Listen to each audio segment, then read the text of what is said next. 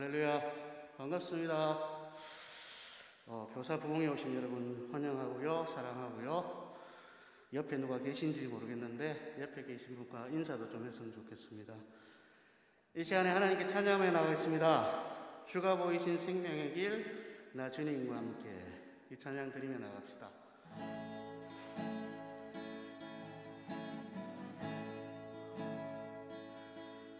주가 보이신 생명의 길, 나 주님과 함께 상한 마음을 드리며 주님 앞에 나가리.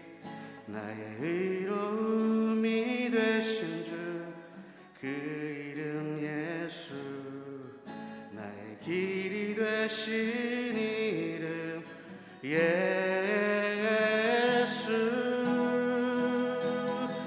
나의 길 오직 그가 아시나니. 나를 단련하심 후에 내가 정금같이 나오리다. 주가 보이신 생명의 길, 나 주님과 함께 상한 마음 드리며 주님 앞에 나가리. 나의 의로움이 되신 주, 그 이름 예수. 나의 길이 되신 이름 예수. 나의 길 오직 그가 아시나니. 나를 단련하신 후에 내가 정금같이 나오리다. 나의 길 그가 아시나니. 나의 길 오직 그가 아시나니. 나를 단련하신 후에 내가 정금같이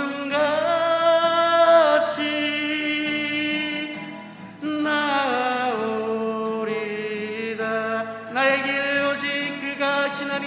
나의 길 오직 그가 아시나니.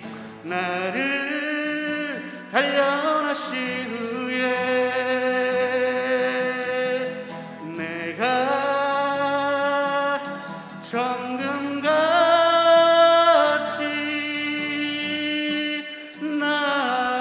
나오리다.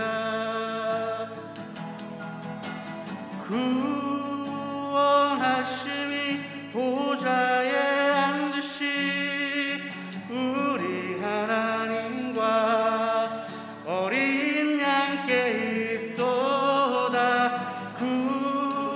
구원하심이 보좌에 앉으시 우리 하나님과 어린 양께 있도다.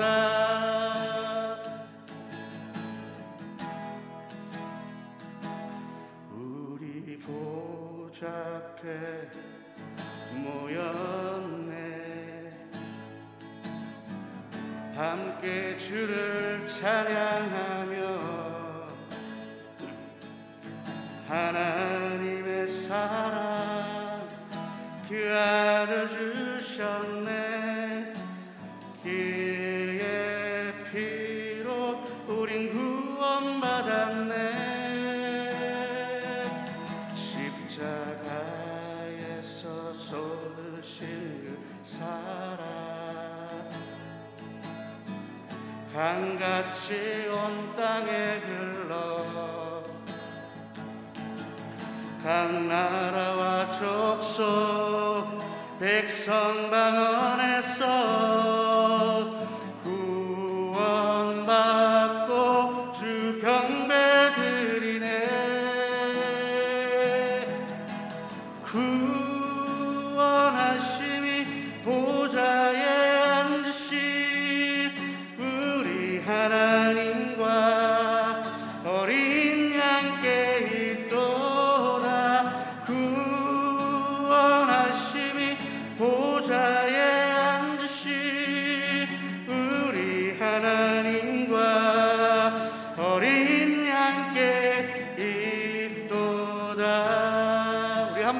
찬양합시다.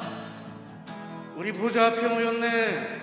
우리 보좌 앞에 모였네. 함께 주를 찬양하며 하나님의 사랑 그 아들 주셨네.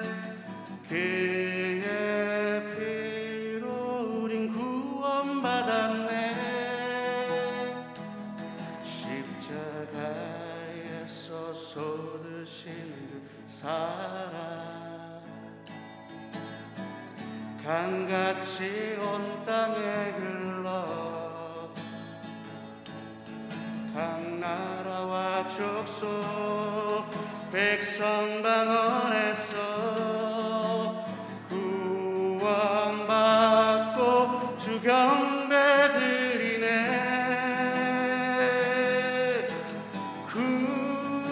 구원하심이 보좌에 앉으신 우리 하나님과 어린 양께 있도다. 구원하심이 보좌에 앉으신 우리 하나님과 어린 양께 있도. 구원하심이 보좌에 앉으신 구원하심이 보좌에 앉으신 우리 하나님과 어린 양께 있도다. 구원하심이 보좌에 앉으신 우리 하나님과 어린 양께 있도. 우리 다 같이 선포하시면서 구원하심이 보좌에 앉으신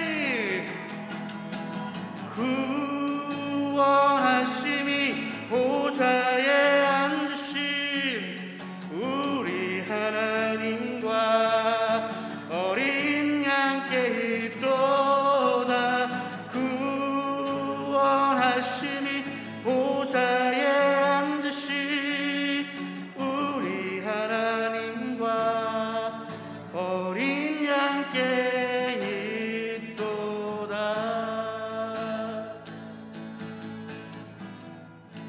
아멘. 다음 우리 찬송가를 찬양할 텐데요. 제가 요즘 너무 좋아하는 찬송이에요. 가사가 이래요. 구주를 생각만 해도 이렇게 좋거든. 주 얼굴 뵐 때 얼마나 좋을까. 그죠? 이 찬양 하나님께 드리며 나갑시다. 제가 숨이 좀 차요.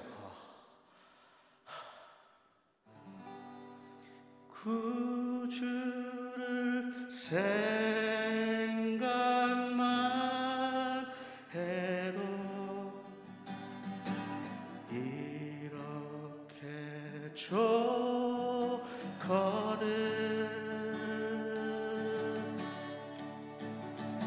주 얼굴 배울 때야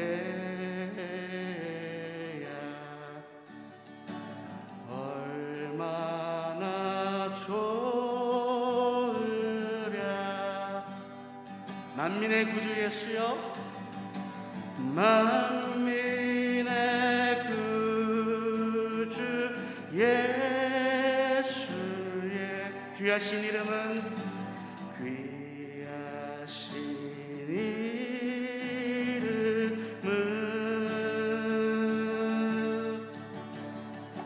천지에 있는 이름 주. 비할 데 없도다. 아멘. 참 회개하는 자에게 소망이 되시고, 구하고 찾는 자에게, 구하고 찾는 자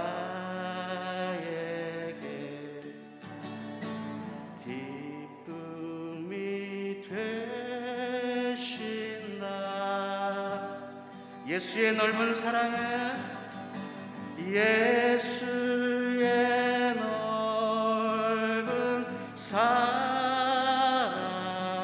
어찌다 말하랴, 어찌다 말하랴. 주 사랑 찾는, 주 사랑 받은 사람만 그 사랑 알도다. 사랑의 구주 예수여, 사랑의 구주 예수여, 내 기쁨 되시고 내 기쁨 되시고, 이제로부터 영원히, 이제로부터 영원히 영광이 되소서. 1절 한 번만 더 할게요. 구주를 생각만 해도, 구주를 생각만 해도 이렇게 좋거든, 이렇게 좋거든. 주 얼굴 배울 때야, 주 얼굴 배울 때야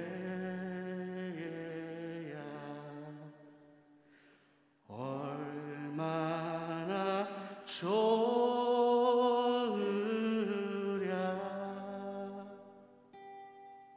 아멘.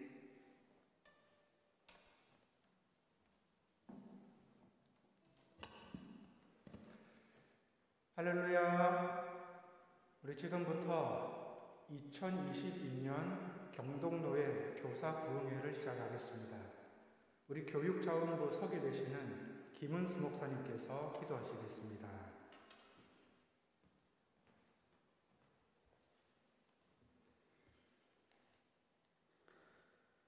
기도하겠습니다. 하나님 아버지 감사합니다. 경동노예 교육장부 부흥회를 허락하여 주심을 감사드립니다.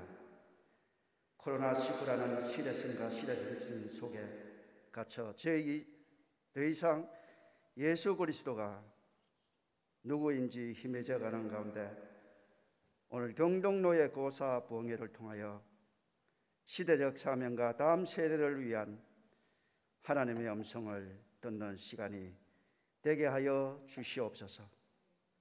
지금까지 하나님께서 깨어나라 할 때 깨어나지 못하고 일어나라 할 때 일어나지 못했다면 하나님 다시 한번 부르심의 사명이 깨어나고 회복되는 역사가 있게 하여 주시옵소서. 지금 이 시간 하나님의 마음이 온전히 온라인으로 성취되기를 원합니다. 교사들의 마음에 성령으로 임하여 주시옵소서. 이 세대의 마지막 희망이 되신 성령 하나님의 역사가 있게 하여 주시옵소서. 특별히 교회가 다음 세대의 어린 열매들을 이 세상의 문화에 더 이상 빼앗기지 않도록 먼저 우리의 눈과 귀를 열어주시옵시고 이 세대를 통한 하나님의 뜻이 무엇인지 보게 하여 주시옵소서. 하나님, 저희들은 복음의 균형이 깨어진 시대에 살아가고 있습니다. 영적으로 분별하지 못하고 하나님의 말씀의 옳고 그름을 판단하지 못하는 세대에 살아가고 있습니다. 말씀을 선포할 때 닫혀있는 우리의 눈과 귀를 열어 주시옵소서. 이번 부흥회를 통해 다음 세대에 새로운 소망을 주시고 교사들의 심장에 새롭게 뛸 수 있는 역사가 일어나게 하여 주시옵소서. 하나님, 왜 우리가 눈물로 기도하며 주님과 마주해야 되는지 그것을 깨닫는 시간이 되게 하여 주시옵소서. 주님께서 우리를 품은 것처럼 우리에게 맡긴 다음 세대를 위해 그루터기를 품고 갈 수 있는 복음의 힘이 지금 이 시간 나타나게 하여 주시옵소서. 오늘 강사 목사님의 영성과 지성을 만지시고 선포되는 말씀에 성령의 기름 부음이 있게 하여 주시옵소서. 부흥회를 위해 마음으로 기도하고 준비하신 임원과 각 연합회 회장단과 지도 목사님 그리고 수고하는 주교회의 모든 교사들의 마음을 기쁨과 사랑으로 받아주시고 오직 하나님의 사랑으로 모든 교회가 하나가 되는 부흥회가 되게 하여 주시옵소서. 시작과 끝을 주님께 맡기며 예수님의 이름으로 기도드리옵나이다. 아멘.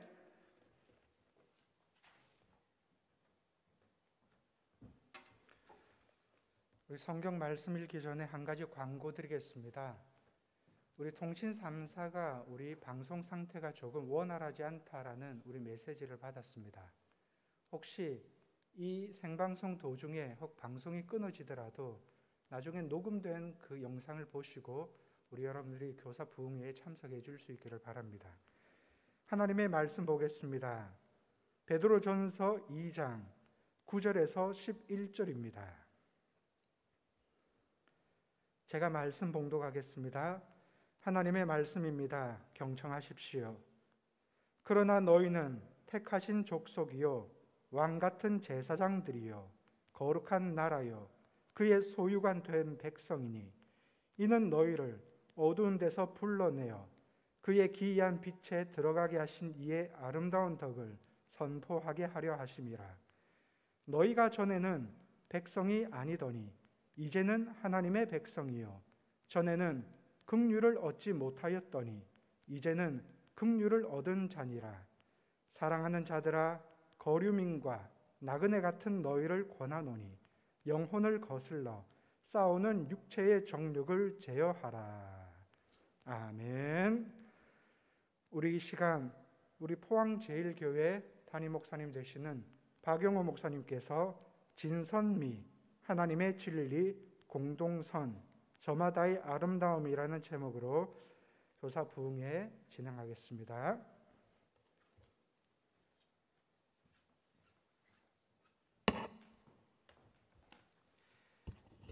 네, 여러분 반갑습니다. 저는 여러분 얼굴 못 보지만 여러분 저 얼굴 보이시죠? 예, 함께 만나게 돼서 반갑습니다.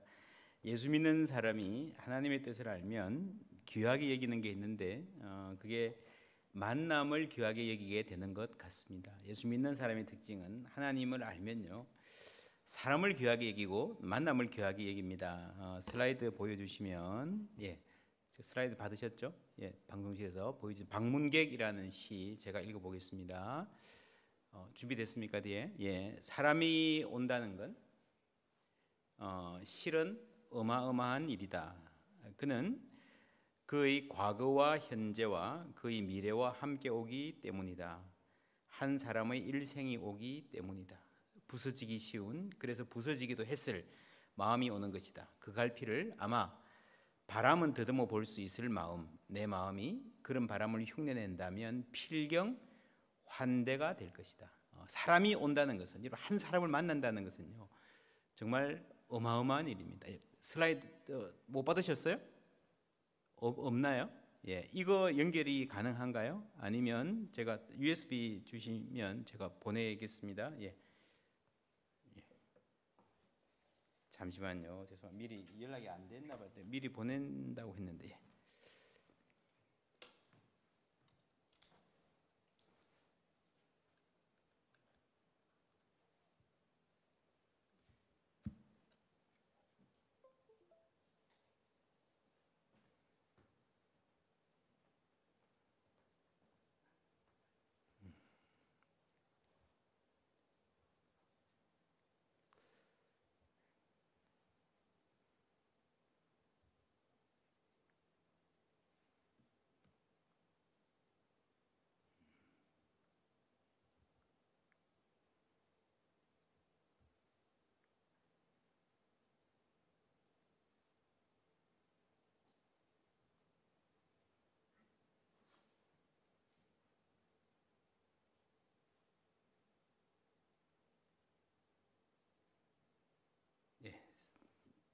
그런 것 같습니다. 그렇죠? 예. 포스트 코로나와 기독 교육의 가능성 경동노예에 돼 있습니다. 예.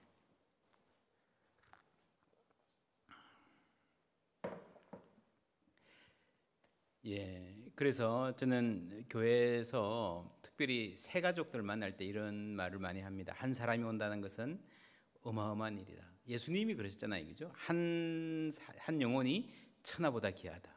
이 말을 우리가 평소에 잘 실감을 못 하는데 아마 이 정현종 씨가 쓴 시가 가장 잘 말하고 있는 것 같아요. 한 사람은 그 안에 한 세계가 있잖아요. 그 사람이 지금까지 살아왔던 수많은 날들, 앞으로 살아갈 수많은 날들이 어떤 날들일까라고 하는 그 뭐 엄청나게 많은 이야기들과 함께 오기 때문에 우리가 잠시 만나고 지나가도 그 만남은 참 귀하고요. 그런데 특별히 우리가 교회 학교에서 교실에서 교회에서 함께 누군가를 만난다는 것, 특별히 아이들을 만난다는 건요. 그 과거와 현재와 미래가 함께 있기 때문에 오늘 저에게 부탁한 제목이 이 포스트 코로나 시대에 기독 교육이 어떻게 될 것인가, 어떻게 돼야 되는가 하는 질문이었습니다. 이 질문 중심으로 우리 자녀들이 살아갈 앞으로의 삶은 그 미래가 도대체 어떤 미래일까 하는 것 중심으로 한번 말씀 함께 나누려고 합니다. 예. 뒤에 되셨나요? 예, 되셨으면 두 번째 사진 보여주시죠. 사진. 마차 있는 사진, 방문객 다음에 세 번째 3번 슬라이드. 네. 나오고 있습니까? 3번 슬라이드 부탁드립니다. 예. 슬라이드 제 눈에는 안 보이는데 나가고 있나요? 예, 알겠습니다. 예. 제 눈에는 안 보이지만 이런 보이는 걸로 제가 알고 진행하겠습니다. 이 슬라이드에 이 사진에 보시면 이쪽에 1900년에 부활절 아침에 미국의 최고 번화가입니다. 5번가에 있는 부활절 아침에 프레이드를 하는 거예요. 시가 행진을 하는데 전부 다 마차의 행렬입니다. 그런데 거기에 딱 하나 T 자동차가 하나 있어요. 그게 1900년입니다. 그런데 그 옆에 그림은요 1913년에 5초 딜레이 된다고요? 예. 여기서 5초 제가 하는 게 5초 딜레이. 예. 그래요. 예, 그래요. 감사합니다. 예.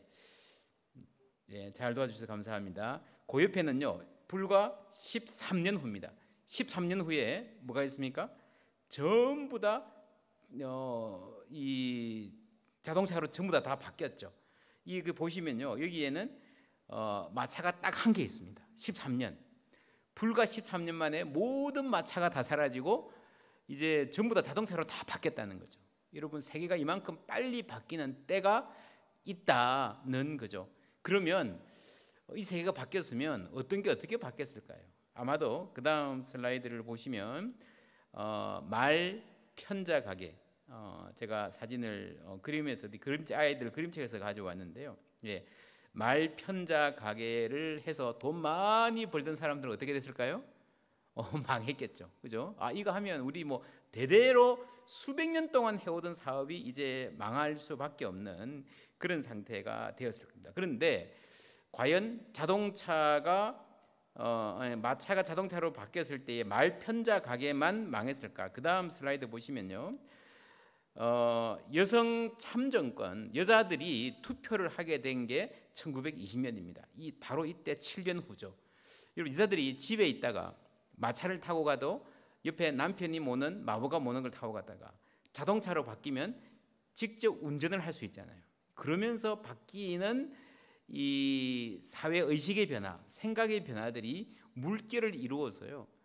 이게 정치적인 변화로 이어지는 겁니다. 단순히 말과 그러니까 자동차와 마차의 이 변화가 편자 가게 말 발굽에만 있는 게 아니라 사회에 굉장히 광범위하게 영향을 끼치는 거죠. 그 다음 사진은 프로이드라는 사람입니다. 프로이드라는 사람이 꿈의 해석 굉장히 유명하잖아요. 지금까지도 현대인의 사고를 굉장히 많이 지배하고 있는데 프로이드가 꿈의 해석을 쓴 게 1899년입니다.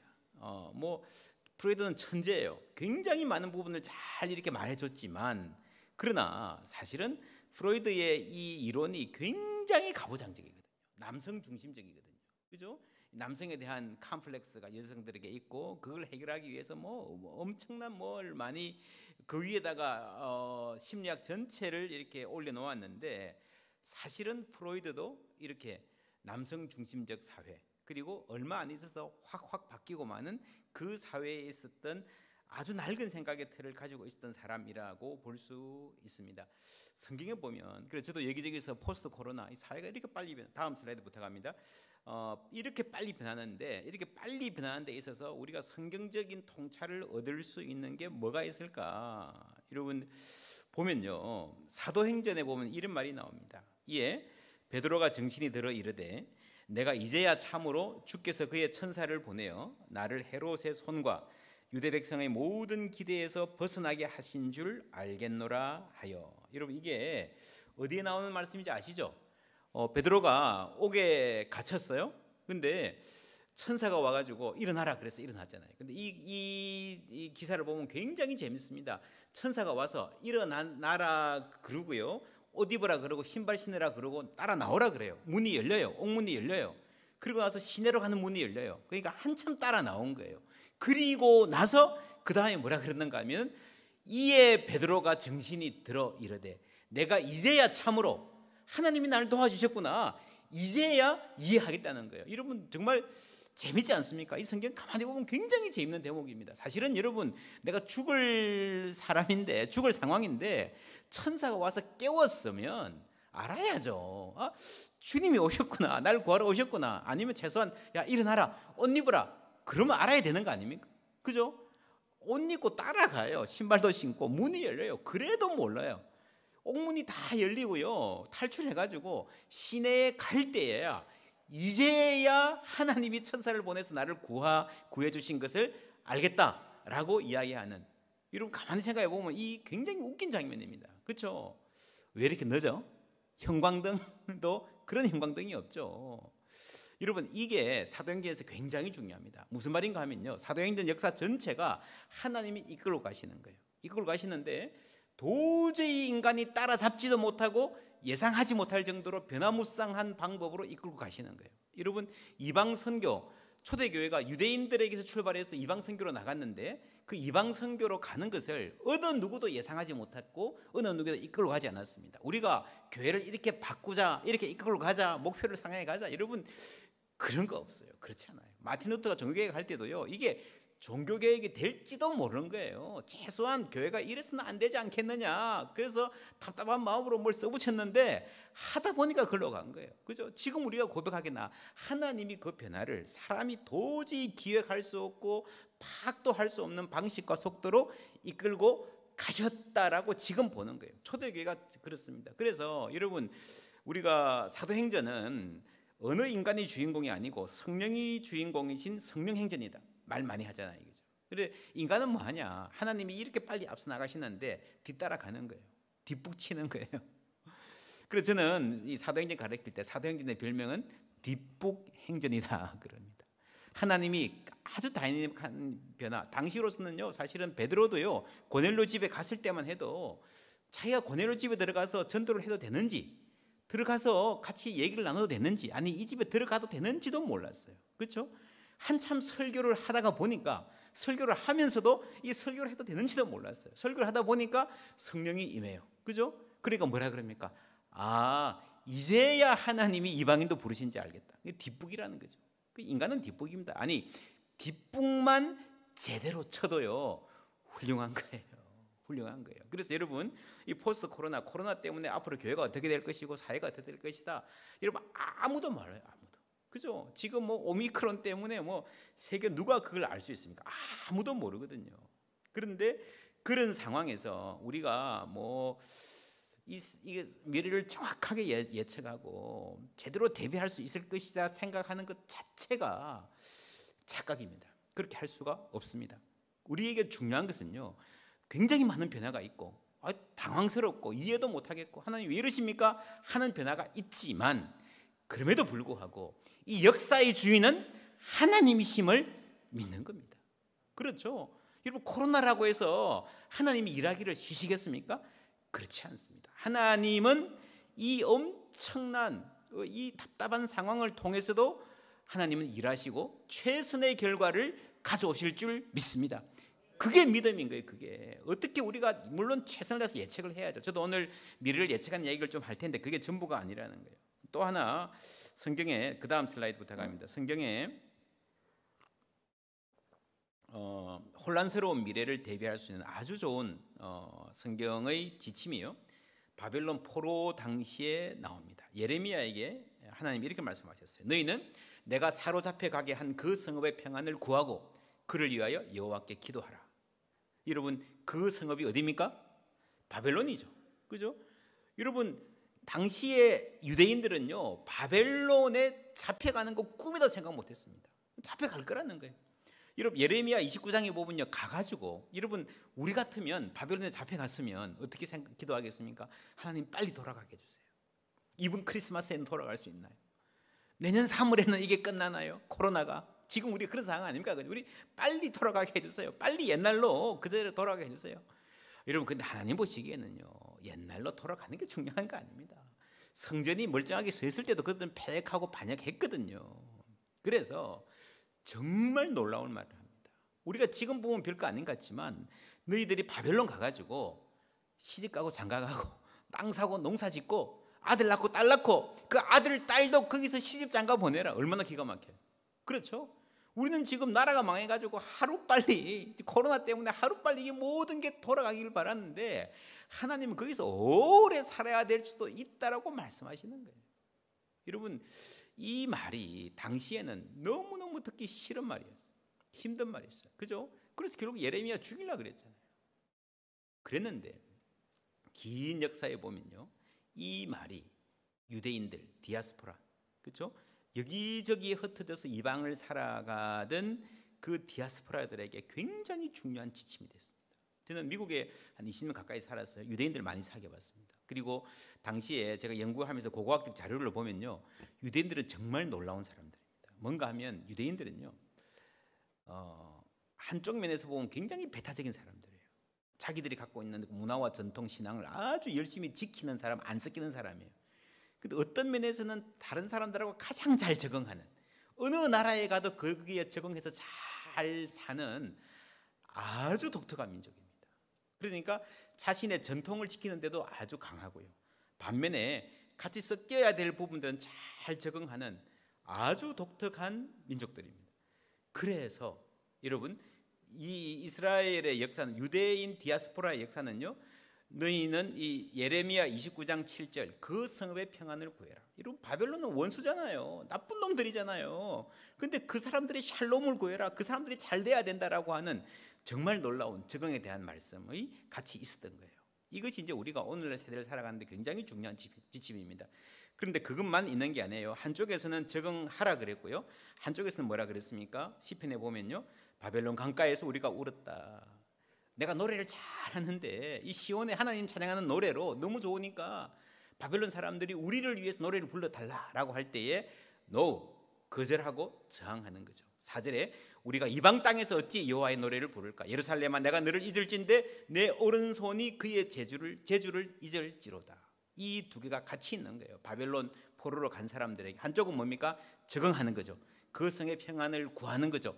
그 성에 가서 일도 하고 공부도 하고 배울 거는 배우고 기여할 거는 기여하고 아들 낳고 딸 낳고 사는 거죠. 세금도 내고, 그죠?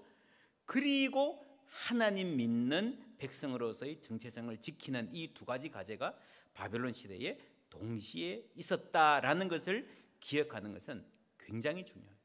우리가 기억해야 되고 우리 자손들에게 그렇게 가르칠 수 있어야 됩니다. 다음 슬라이드 보시면요, 이런 책이 있습니다. 작년에 나왔나? Face for Exiles, 우리나라 말로 디지털 바벨론 시대의 그리스도인이라고 번역이 되었습니다. 이 책이 아주 중요한 책인데 지금 우리가 살아가는 게 바벨론 같은 시대라는 거죠. 여러 가지 면에서 지금은 우리가 바벨론 시대를 살고 있습니다. 우리가 성전이 무너졌고 성전이 없고 여러분 지금 여기에 노예회관에 있는데 여러분 노예회관에 못 나오고 집에서 접근하고 계시잖아요. 교회당 멀쩡히 있는데 집에서 지금 접근하고 계시잖아요. 사실은 그런 점에서 봐도 글자 그대로 바벨론 시대 비슷한 거예요. 성전이 없는 거예요. 성전에 못 가는 거예요. 그렇지 않습니까? 그리고 문화적으로 바벨론입니다. 이 책에 보면 이 책에 아주 좋은 내용이 많은데 여러분 아마 그 조금 의욕이 있는 그룹들은 교회들은 함께 공부하셔도 좋을 내용입니다. 이런 이야기합니다. 15세에서 23세에 예수 잘 믿는 사람들이 미국 사람들 중심입니다. 코로나 이전의 이야기입니다. 1년에 영상 미디어를 노출되는 시간이 2767시간입니다. 지금 훨씬 늘었을 겁니다. 그런데 이 사람들이 신앙적 내용에 우리 아이들이 10대 20대들이 보내는 시간은 291시간밖에 안 되는 거예요. 거의 10배가 차이가 나죠. 3000시간을 유튜브 보고 게임하고 TV 보고 SNS하고 앱 보내고 한 300시간 정도를, 그 정도면 괜찮은 거예요. 300시간이면. 그죠? 이게 신앙적인 내용에 접한다고 할 때에 이 아이들의, 우리 젊은이들의 머리가 어떻게 형성이 되어질까 우리가 생각을 해 볼 수 있어야 됩니다. 그래서 여러분 이 바벨론이라고 하는 것은, 디지털 바벨론이라고 하는 것은 단순히 지금 포스트 코로나라고 하는 게 여러분 단순히 우리가 교회를 와야 되는데, 우리의 몸이 교회를 와야 되는데 교회를 못 오고 있다 하는 데만 있는 게 아니고, 이 사회에서 특별히 이 디지털화된 이 사회에서 흘러다니는 정보들, 그죠? 어른들도 그렇잖아요. 이런 뭐 가짜 뉴스 같은 거 얼마나 많습니까? 쓸데없는 얘기 얼마나 많습니까? 이런 그런 이야기를 보다 보면요, 사람의 뇌 구조 자체가 바뀝니다. 아세요? 관심사 자체가 바뀌는 거예요. 여러분 아이들, 여러분 쇼팅가 그런 거 아시죠? 그 왜 유튜브보다 더 짧은 거 중국에서 이렇게 하는 거, 그런 거 틱톡 이런 것도요, 보통 보면 1분밖에 안 돼요. 1분. 그 1분에서 30초 아주 유용한 영상. 그러니까 30초짜리 영상을 계속 올리면서 사람들의 이 아이들의, 특별히 10대들의 주의를 집중시키는 거예요. 30초짜리 영상 가지고 뭘 말하겠습니까? 여러분 교회에서 30초 동안 가르치라 그러면 뭘 가르치겠습니까? 아무 말도 할 수 없잖아요. 그죠? 애 하다가 끝나도 30초면. 그런데 30초짜리 영상에 길들여진 애들이 여러분 30분짜리 설교를 듣는 게 쉬울까요? 이 굉장히 심각한 상황에 우리가 노출되어 있는 거예요. 여러분 바벨론은요, 유대를 군사적으로 정복한 뒤에 다 끌고 갔잖아요. 우리가 유대에서 바벨론으로 끌려갔다는 말은 무슨 말인가 하면은, 여러분 내가 유대 땅에 계속 살았으면 절대로 만날 수 없는 사람들, 만날 필요가 없는 사람들, 그런 사람들을 만나고 그런 사람들에게 영향을 받고 살아가는 거예요. 그렇죠? 만일 오늘날의 바벨론과 같은 제국이 존재한다면 인터넷을 제국의 통치 수단으로 삼았을 것이 분명하다. 우리가 교회 와서 물론 대면 예배가 회복되고 아이들 가르칠 수 있는 기회를 가지는 게 굉장히 중요한데, 그렇게 한다 하더라도 이 아이들이 일주일 동안 어떤 생각을 하고 사는가, 뭘 보고 살아왔는가, 이 아이들은 내 구조가 지금 어떻게 바뀌어가고 있는가, 여러분 정말 심각한 거예요. 그 디지털 바벨론의 영향력이 이렇게 다양한 것들이 있고, 일단 신앙을 떠나서도요, 외로움, 우울증, 불안감이 엄청나게 많이 늘어나고 있습니다. 비교 의식도 그렇고요. 그런 점을 우리가 교육하면서 잘 염두에 두어야 되고, 그 다음 슬라이드 부탁합니다. 그 다음은 이 바벨론이라고 하는 것을 서양에서는 꽤 심각하게 신학자들이 다 이야기를 많이 합니다. 중간에 있는 그림 크리스텐덤, 이 덤이라는 말은 무슨 말인가 하면 킹덤 할 때 덤입니다. 왕국이죠, 왕국. 크리스텐덤, 기독교 왕국이에요. 기독교 왕국. 요 그림이 여러분 어딘지 아십니까? 터키의 이스탄불에 가면, 이스탄불 옛날에 이름이 콘스탄티노플이거든요. 소피아 성당. 지금 가봐도요, 엄청난 건물입니다. 당시에 지금 2000년 가까운 시기에 이런 엄청난 돔 건물을 어떻게 지었을까 깜짝 놀랐죠. 경이로울 정도로 크고 아름답고 웅장한 건물입니다. 여러분 당시에 4세기에 세계에서 가장 큰 건물이 이 성당이었습니다. 여러분 세계에서 가장 크고 화려한, 가장 비싼 최고의 건물이 교회였다라고 하는 게 뭘 말해주겠습니까? 교회가 최고인 거예요. 모든 권력과 모든 부가 다 교회 안에 다 있는 거예요. 그게 크리스텐덤입니다. 콘스탄틴 대제가 기독교를 공인하고 나서 생겼던 현상이죠. 여러분, 이전에는요, 예수 믿으면 핍박받아야 됐어요. 예수 믿으면 아주 힘들게 살 걸 각오해야 됐어요. 그런데 크리스텐덤이 되고 나니까 예수 안 믿으면 고생이야. 예수 안 믿으면. 그래서 마틴 루터가 종교개혁 할 때만 하더라도요, 눈을 들어서 아무리 주위에 둘러봐도 내가 평생 70평생 살아도요, 예수 안 믿는 사람 만날 확률이 굉장히 작은 거예요. 전부 다 예수 믿는 사람들, 그죠? 제대로 믿든 대충 믿든, 그죠? 그러니까 예수를 믿어야 공무원도 할 수 있고 예수를 믿어야 행세할 수 있는 시대가 된 거예요. 좋은 일일까요? 나쁜 일일까요? 기독교의 복음에 좋은 일일까요? 나쁜 일일까요? 물론 좋은 점도 있죠. 기독교 학교도 세우고 기독교가 사회를 주도해 나가니까. 근데 여러분 알지 않습니까? 종교개혁이 일어나야 될 정도로 심하게 타락했다. 그죠? 여러분, 정말 신앙은 별 수 없는 것 같아요. 예수 믿는 게 사회적으로 행사할 수 있는 이 권력이 된다면 이거 그냥 가짜 신앙, 슬픈 신앙이 끼어들 수밖에 없는 것 같습니다. 그래서 이 크리스텐덤이 심각한 현상일 수도 있는데 이게 언제까지 계속됐는가? 르네상스로 볼 수 있지만 아주 길게 보면요, 미국 기준으로 1960년대까지는 문화적으로 크리스텐덤이었습니다. 교회가 무슨 말을 하면 2차 대전 때 뭐 이럴 때 전쟁이 어떻게 돼야 되나요? 사회가 어떻게 가야 되나요? 그렇죠? 이런 거를 하면 교회가 한마디 하면요, 다 들었습니다. 교회 문화가 주일날 아침에 일어나서 교회 가는 사람들의 발걸음이 사회의 주류였죠. 교회 안 다니면 좀 이상한 사람 취급받는 그런 사회였습니다. 지금은 미국도 그렇지 않습니다. 포스트 크리스텐덤이라 그럽니다. 기독교 제국 이후의 사회. 여러분, 이 그림이 참 재밌는데 큰 빌딩, 무슨 뭐 재벌의 빌딩 같은데 교회가 있습니다. 예뻐요. 그런데 교회는 그림자예요. 교회는 곁다리입니다. 여러분, 세속 사회, 우리가 지금 세속화된 사회라 그러는데 세속 사회는 크리스찬들의 숫자, 교회 오는 사람들의 숫자가 줄어드는 그데만 있지 않습니다. 세속 사회는요, 예수 믿는 사람이 그대로라도, 여러분, 절대로 너무 우리가 기독교 퍼센트가 얼마만큼 줄었다, 물론 그게 심각하긴 한데 그게 진짜 본질적인 문제는 아닙니다. 이 진짜 세속 사회는 뭔가 하면요, 교회 다니는 사람의 숫자가 그대로 하더라도 그 사람의 생활에서, 그 사람들의 사고에서 신앙이 차지하는 비중이 줄어가는 거예요. 그게 진짜 세속입니다. 교회는 와 있어요.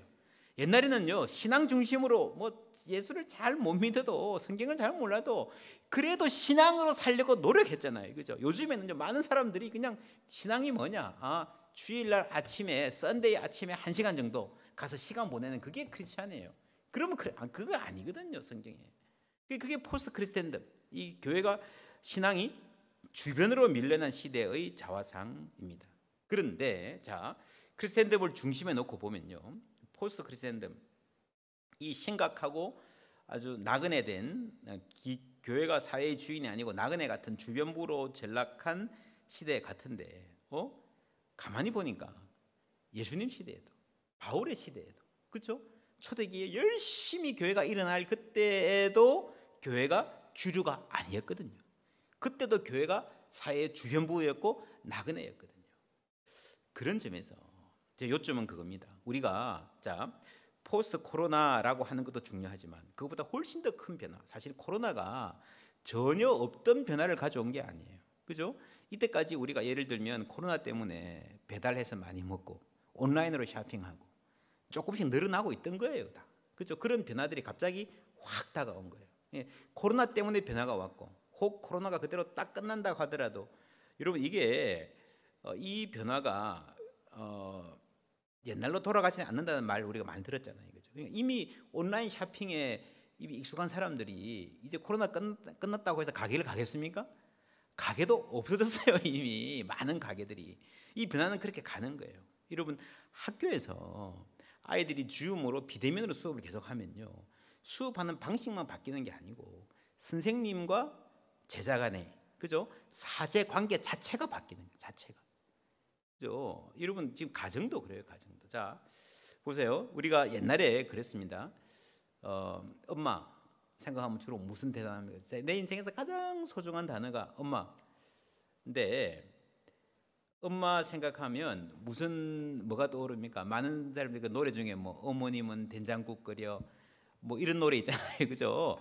엄마가 해주던 된장국. 근데 요즘은요, 엄마가 다 배민해서 시켜주던 생각. 엄마가 밀키트 사와가지고 그냥 대충 빨리 해주는데 그게 좋다 나쁘다를 떠나서가 아니라 옛날 사람들이 생각하는 엄마 그리고 그 자녀와의 관계 자체가 이렇게 바뀐다는 거예요. 여러분 시대가 바뀌면 엄마 아빠의 기능 자체도 이미지 자체도 바뀔 수밖에 없습니다. 그래서 이 큰 틀에서 이게 사회가 어떻게 바뀌는가 그리고 그 안에서 문화가 바뀌면서 이 기독교 이후 사회를 우리가 어떻게 살아가는가. 물론 한국은 기독교 이후 사회라고 볼 수 있는가? 크리스텐덤이었던 시기가 없으니까 다르게 볼 수 있지만 그러나 그 다음 슬라이드 됐네요. 포스트 크리스텐덤은요. 한국 입장에서 보면 기독교가 뭐 사회 모든 권력을 차지한 적은 없지만 기독교가 문화적으로 소수파가 된 시기입니다. 문화적으로.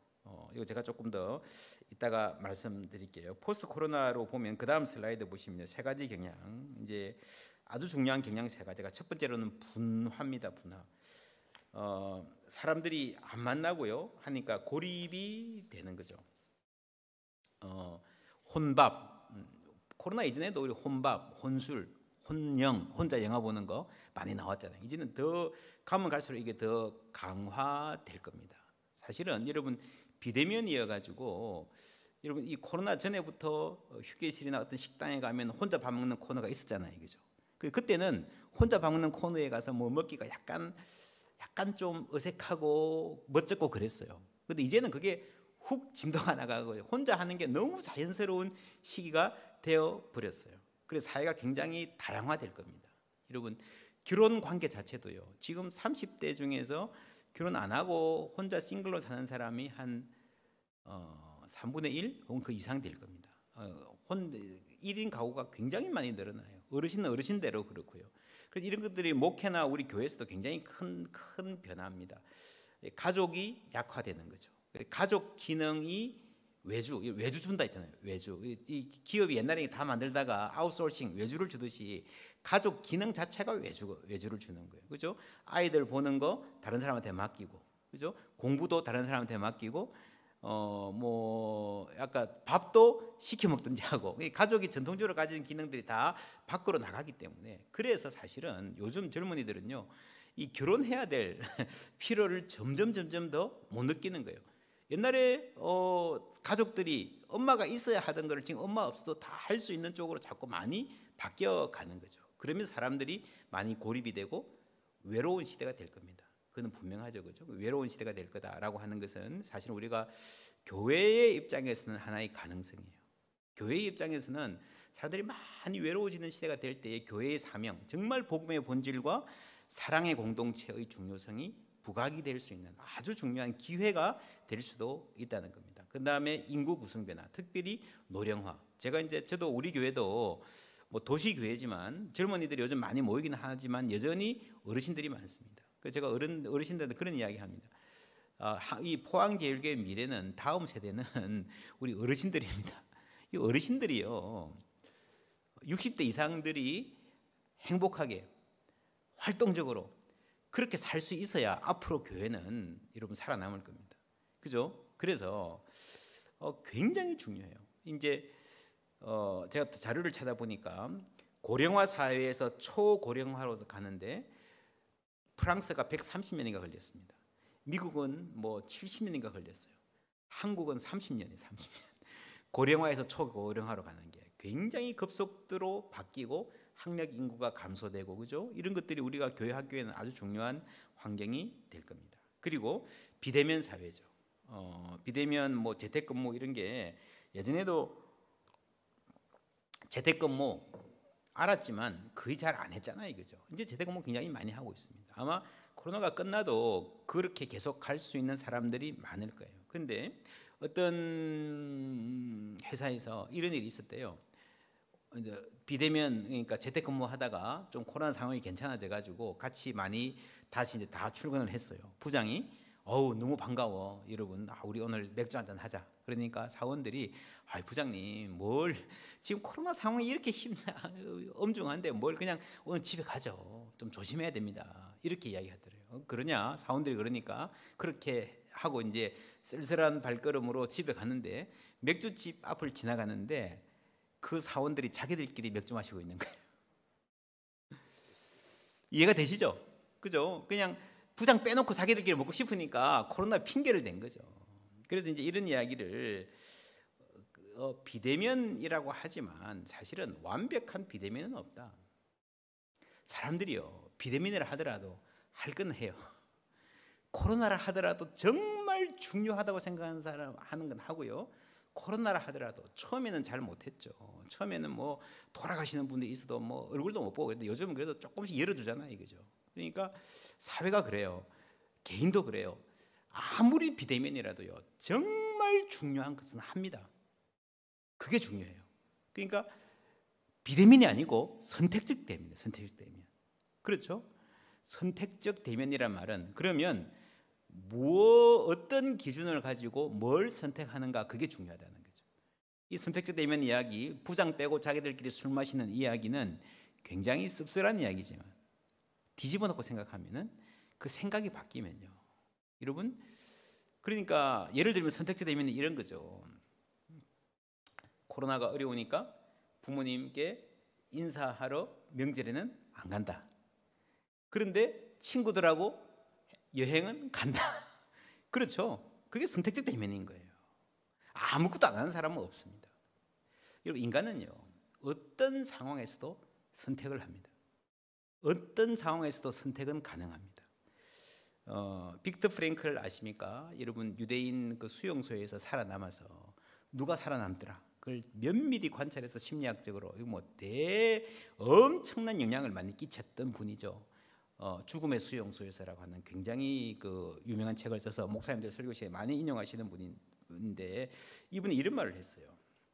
인간에게서 다른 모든 것을 빼앗을 수 있지만 낫지가 집도 빼앗고 옷도 빼앗고 그죠? 먹을 것도 안 주고 모든 것을 다 빼앗을 수 있지만 단 한 가지 빼앗을 수 없는 것은 바로 어떤 상황에서든 자신의 방식을 선택하고 그 다음 슬라이드 넘어갔죠. 빅터 프랭클. 어떤 상황에서든 자신의 방식을 선택하고 자신의 태도를 결정하는 마지막 자유이다. 여러분, 그렇지 않습니까? 이 빅터 프랭클의 말이요. 심지어 유대인 집단 수용소에 들어갔다 하더라도 거기에 있을 때도요. 누군가가 뭔가를 선택하는 거죠. 그죠? 나 혼자 먹는 것보다 여러분 아픈 사람이 있으면요. 도와주는 사람이 있고요. 돌보는 사람도 있고요. 여러분 깨진 유리 조각으로 내가 내 품위가 중요하다 생각하는 사람은 면도를 하는 사람도 있다라는 거죠. 대충 살지 않고. 그러니까 여러분 인간은 어떤 상황에 처하더라도 선택할 수 있습니다. 그리고 자신이 내가 어떻게 반응할 것인가를 선택하는 그 인간의 자유. 언제까지나 그 자유는 누구도 빼앗을 수 없는데 누가 나에게 뺨을 때릴 수 있지만 뺨 맞은 내가 다르게 반응할 수 있잖아요. 그렇죠? 그렇습니다. 그게 인간됨을 결정한다는 거죠.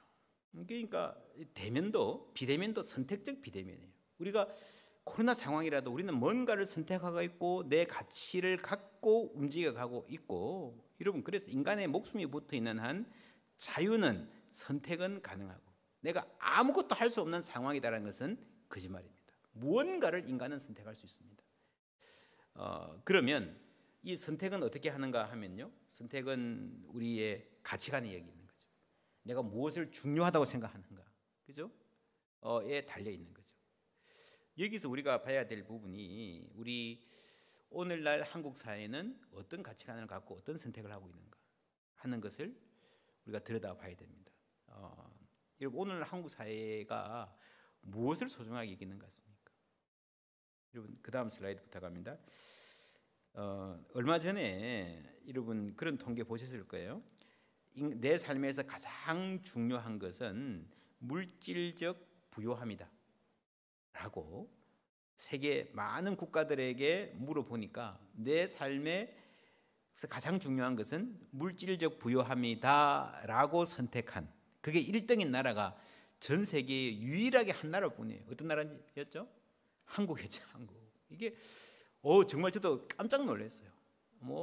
우리 사회가 이런가 보다도 저 자신을 돌아보게 되는, 물질적 부여가 최고야. 다른 나라들은 가족이다, 이런 거다 다 이랬는데 한국이 유독 이 한국 교회가 뭐 했나 정신이 번쩍 드는 상황이었습니다. 그래서 그 다음 슬라이드 넘어갔나요? 영끌이라는 지금 한국 사회를 설명하는 가장 적확한 단어는 제가 보기 영끌이라는 단어인 것 같습니다. 영혼까지 끌어모아서, 그죠? 부동산 투기하고.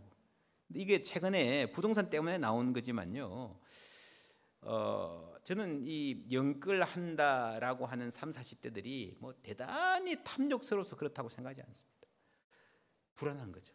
지금 집 못 사면 평생 무주택자로 낙오될 거라는 게 불안하니까 영혼까지 끌어. 근데 여러분, 영끌이란 말이 기가 막힌 말이에요. 영혼까지 끌어모은다면요, 다른 것을 위해서 쓸 수 있는 것은 없는 거예요. 친구의 우정이나, 그죠? 내 삶의 다른 가치나 낭만이나, 물론 신앙도 마찬가지죠. 영혼까지 끌어모아서 부동산에 다 투자했는데 내 모든 삶은 거기에 바쳤는데, 그죠? 근데 이게 어제 오늘의 일이고 부동산만의 일이 아닙니다. 20, 30대들, 특히 20대들은요, 취업의 압박이 너무 심해가지고요, 이게 먹고 사는 이야기 정말 영끌하죠. 스카이캐슬 드라마 보셨습니까? 자녀 입시 영끌하잖아요, 그죠? 한국 교회는 여러분 사실은 이 굉장히 강력한 경제적 동기, 열심히 일해서 잘 살자라고 하는 것을 이렇게 일으킨 아주 중요한 집단이 한국 교회입니다. 사람들이 그냥 다들 대충 살 때, 그죠? 한국 교회가, 기독교가, 본래 기독교가 그런 면이 있어요. 프로테스탄티즘의 윤리와 자본주의의 정신 이런 데도 나오듯이 열심히 살자. 그래서 정말 그리스도인들이 열심히 살고 그리스도인들이 열심히 살려고 하는 이게 한국의 경제 발전에 굉장히 큰 역할을 했던 게 사실입니다. 그런 삶의 태도가. 그렇죠? 그런데 그러면서 이게 너무 많이 가버린 거예요. 너무 많이. 그러니까 열심히 돈 벌고 잘 저축해서 살자 하는 게 너무 많이 가버려서 이제는 영혼까지 끌어모아서, 이제는 밥 먹고 살만도 한데 영혼까지 끌어모아서 경제에 투자하고 경쟁으로 사회로 가니까요, 이제는 하나님을 위한 여지가 없는 거예요. 내 삶의 다른 가치, 다른 어떤 소중한 가치, 돈이 아닌 다른 가치를 추구할 만한, 여러분 꼭 신앙이 아니어도, 우리 지금 50대 60대 되시는 분들은 대학 때 생각해 보세요. 돈 아니어도 다양한 가치들이 있었어요, 그죠? 자기 낭만도 있고 자기 철학도 있고 또 자기 취미도 있고 막 그랬습니다. 지금은 그렇지 않습니다. 지금 한국 사회 전체가 정말 이 경쟁에서 한 발이라도 앞서기 위해서 달려가는, 그게 이제 우리가 가르치는, 그죠? 우리 초등학생, 중학생, 고등학생들이 앞으로 살아가야 되는, 그리고 지금 걔들이 어디에 살든 감지하고 있는 이 사회의 현상이라고 하는 거죠. 그것을 우리가 무시할 수 없습니다. 이런 상황에서 여러분, 바벨론 포로라 그랬잖아요, 그죠? 바벨론 포로. 근데 바벨론 포로들이 그 다니엘 쪽으로 가주세요. 다니엘이 이 조서에 왕이 도장이 찍힌 것을 너댓게 뒤로 가서요. 조금 시간이 부족하네요. 다니엘 포로들이 바벨론에 잡혀갔는데 성전은 없어졌는데, 그럼에도 불구하고 성경을 보면요, 물론 신앙을 버린 사람, 약화된 사람은 많지만 그 신앙의 중심은 훨씬 더 강하게 유지가 되고, 바벨론 포로 때 이 이스라엘의 신앙이 굉장히 성숙했습니다. 어떻게 그게 가능했을까? 이 말씀, 다니엘이 이 조서에 왕의 도장이 찍힌 것을 알고도 자기 집에 돌아가서는 윗방에 올라가 예루살렘으로 향한 창문을 열고 전에 하던 대로 하루 3번씩 무릎을 꿇고 기도하며 그의 하나님께 감사하였더라. 여러분, 제가 처음에 이야기할 때에 한쪽으로는 이 사회에 적응하고 기여하고, 그죠? 바벨론을 위해서 기도해라. 또 한쪽에는 뭐라 했습니까? 저항하는, 선을 분명히 긋는, 이게 둘 다를 해라 그랬는데 이게 가능할까? 어떤 사람이 이렇게 할 수 있을까라고 했는데요. 한 사람이 있어요. 다니엘을 보면 그래요. 다니엘이. 그죠? 다니엘은 여러분 바벨론을 위해서 일했잖아요. 바벨론의 교육을 잘 받아냈잖아요. 거기서 앞서 나갔잖아요. 이게 필요하다는 거예요. 그죠? 우리가 작게 말해서 이 디지털 세계를 살아가는데 여러분 교회마다 형편이 다 다르겠지만 기독교 전체적으로 보면 이 디지털 세계에 적응할 부분은 적응해야 됩니다. 그렇죠? 이 사회가 갖는 학문과 과학과 이런 부분에 참여해서 함께 어깨를 나란히 하고 앞서 나갈 수 있는 탁월함을 그리스도인들이 가질 수 있도록 노력해야 됩니다. 다니엘이 그랬잖아요. 참여했잖아요. 참여했는데 원칙 없이 끝까지 따라가지는 않죠. 분명히 하나님 섬기는 부분에서는 타협하지 않는 선이 있었던 거예요. 그럴 수 있었던 가장 중요한 기둥은 뭔가 하면요, 전에 하던 대로. 저는 이 말씀이 너무너무 중요하다 생각해요. 전에 하던 대로. 무슨 말입니까? 평소의 습관이라는 거죠. 일상이라는 거죠. 성전이 없어졌어요. 우리가 비대면 상황에서 교회를 못 가는 상황이 계속되고 있어요. 그럼 뭐로 우리 신앙을 지킬 겁니까? 전에 하던 대로. 일상의 습관이 굉장히 중요한 거예요. 여러분, 내가 예수를 안 믿겠다, 나는 지금부터 크리스찬이 아니다 라고 교회를 떠나는 사람은 별로 없어요. 그게 문제가 아닙니다. 진짜 우리 교회의 문제는 뭔가 하면요, 우리 신앙의 습관이 무너지는 거예요. 매주일 예배하는 습관, 그죠? 새벽기도하는 습관, 성경 읽는 습관, 헌금하는 습관, 하나님 뜻대로 살려고 노력하는 기도하는 이 습관이 무너지면요, 다 무너지는 겁니다. 우리가 유럽의 교회들이 텅텅 비어가서 술집이 되고 뭐 이런 날 많이 하잖아요, 그죠? 그 사람들이 내가 오늘부터 신앙을 버리겠습니다, 나는 크리스찬이 아닙니다, 이게 아니에요. 그냥 교회를 안 가는 거예요. 교회를 크리스찬이라 생각을 하면서도 결혼식 할 때 가고 장례식 할 때 가요. 교회를 안 가는 거예요. 뭡니까? 뭐가 무너졌습니까? 여러분, 교회를 아무리 멋있게 잘 지어놔도요, 성도들이 하나님께 예배하고 기도하고 말씀의 습관이 무너지면 필요 없는 거예요. 필요 없는 거예요. 다 필요 없는 거예요. 만에 하나 전쟁이 나가지고 교회당이 다 부서져도요, 우리가 예배하고 기도하는 습관만 남아있으면요, 다니엘처럼 목숨을 걸고 내가 하나님께 예배하기 위해서, 기도하기 위해서, 기도하는 이것 때문에 목숨을 바쳐야 된다 하더라도 나는 이 습관을 포기할 수 없습니다 라고 하는 사람들만 있다면요, 그 어떤 일이 일어나도 교회는 살아남을 뿐 아니라 부흥할 줄 믿습니다. 그 전에 하던 대로 이 습관이 중요한 거예요. 일상의 신앙이 그만큼 중요한 거예요. 우리가 지금까지 이걸 잘 못했어요. 교회에 와 있으면, 몸만 교회에 오면 그게 단 줄 알았어요. 근데 일상의 신앙이 되는 것에 우리가 중요하게 생각하지 않았어요. 지금부터라도 교회를 못 온다 하더라도, 비대면이 돼가지고 몇 개월 동안 못 온다 하더라도 매일 주님과 함께하는 습관이 돼 있다면요, 여러분 그것 때문에 무너지지는 않습니다. 다니엘이 그 증거잖아요. 그 다음 슬라이드 보시면요, 다니엘이 지혜 있는 자는 궁창의 빛과 같이 빛날 것이고 많은 사람을 옳은 대로 돌아오게 한 자는 별과 같이 영원토록 비치리라 했습니다. 그 다음 슬라이드 보시면 다니엘에서도 마찬가지입니다. 조금 줄일게요. 그들이 신앙을 잘 유지할 수 있었던 가장 중요한 것은요, 일상의 습관이었어요. 습관을 들이는 거예요. 그래서 저는 우리 크리스찬들이 특별히 우리 교회의 교회 학교가 지금 당장 이때에 우리가 어떻게 온라인으로 교육하고 이거 물론 잘해야 되지만 목표가 중요해요. 뭘 붙잡아야 되는가? 선생님들부터, 어른들부터, 부모들부터 신앙의 습관, 그죠? 말씀의 습관, 예배의 습관을 들이는데 사활을 그려야 됩니다. 그리고 우리 교회 전체가 특별히 아이들에게 이 세상에 잘 적극적으로 다니엘처럼 참여하되 분명한 가치를 유지할 수 있도록 노력을 해야 됩니다. 그 다음 넘어갈게요. 그 코로나 그 슬기로운 의사생활이라고 하는 여러분 드라마 보셨습니까? 저는 이걸 굉장히 재미있게 봤는데요. 이 다는 물론 못 봤습니다. 조금 중간중간에 가족들 보는 것 중심으로 봤는데 여기에 나오는 여기 이제 보면 이 의사들이 참 착하게 밝게 이렇게 일하는 의사들인데 굉장히 재밌는 게요.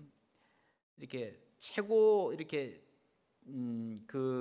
얘들이 이렇게 잘 살아갈 수 있는 힘이 뭘까? 함께 모여서 떡볶이도 먹고 족발도 먹고 하는 그런 일상적인 나눔, 이 아주 중요하다 하는 생각이 들었고, 여기에 보면 이게 지금 40대들인데요. 저는 한국의 40대들의 참 건강한 친구들이 참 많다고 생각을 하는데, 이 여기에 중간에 나오는 배우, 이 배우 이름 아십니까?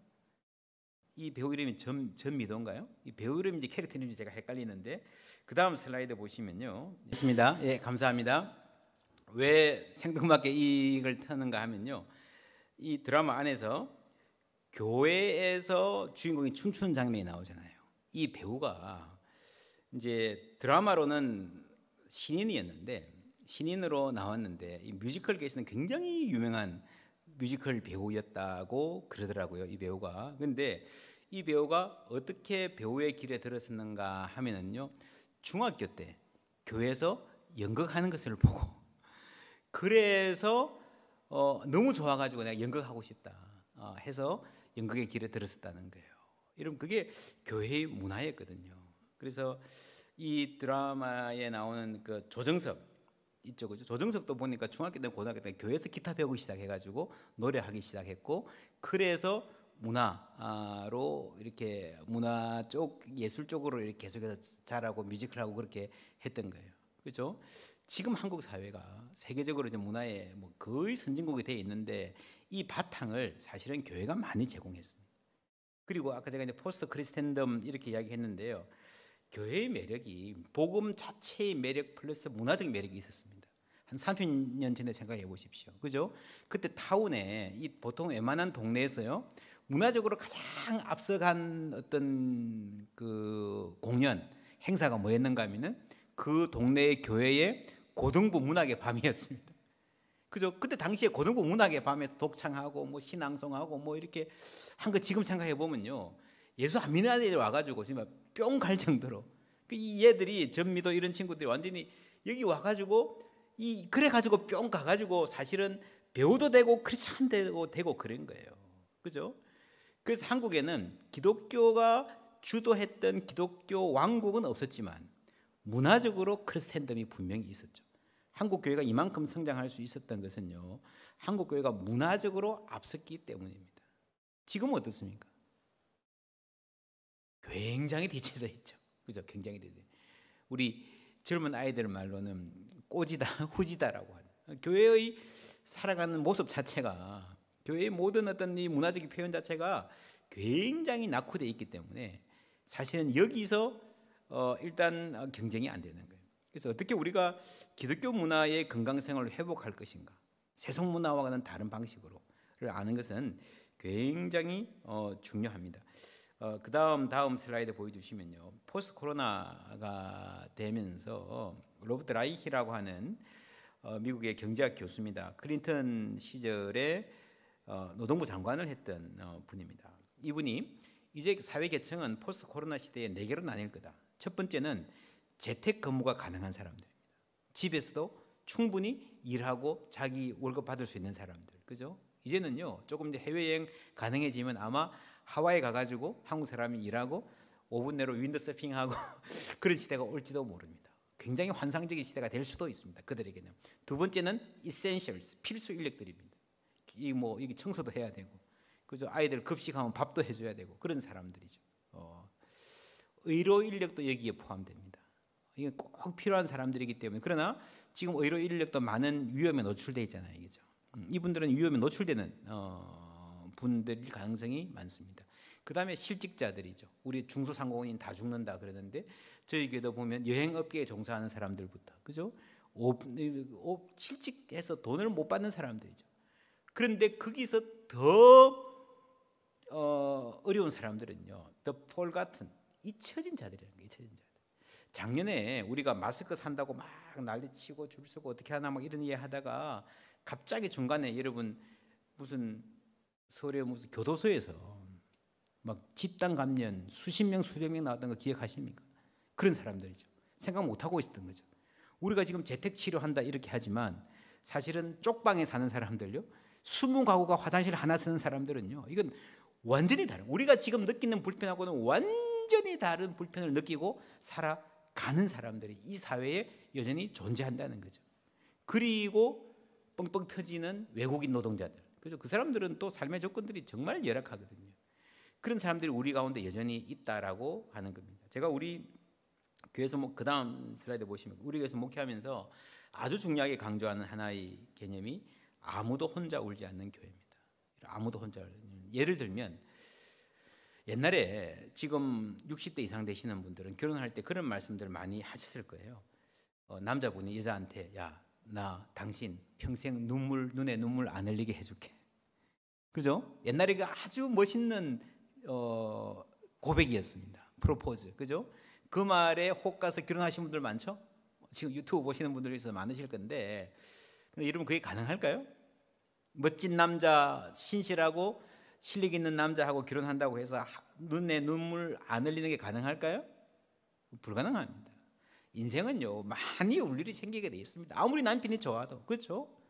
그래서 사실은요, 내가 당신 눈에 절대로 눈물 안 흘리게 해줄게는 아니고, 그건 아니고, 절대로 당신 혼자 울지 않게 해줄게. 정말 울 일이 있으면 나도 함께 울어줄게.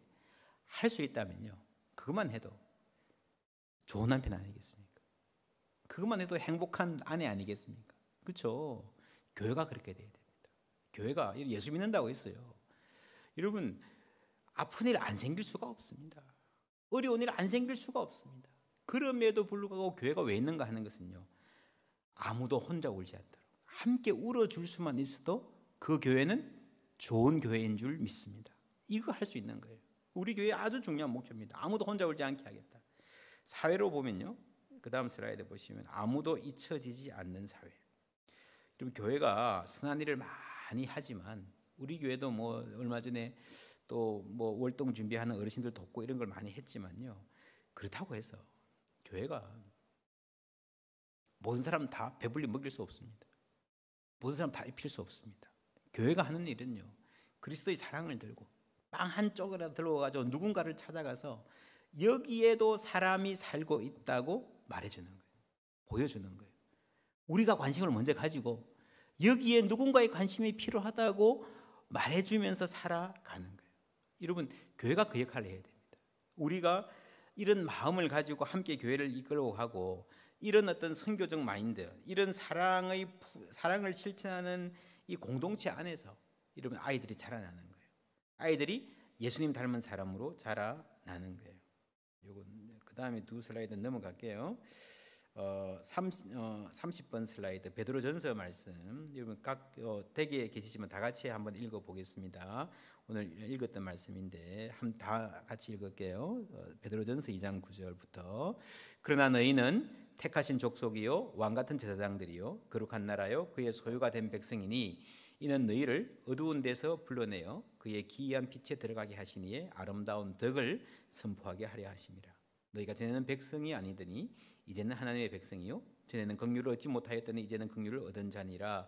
사랑하는 자들아 그리움인과 나그네 같은 너희를 권하노니. 여기까지 읽겠습니다.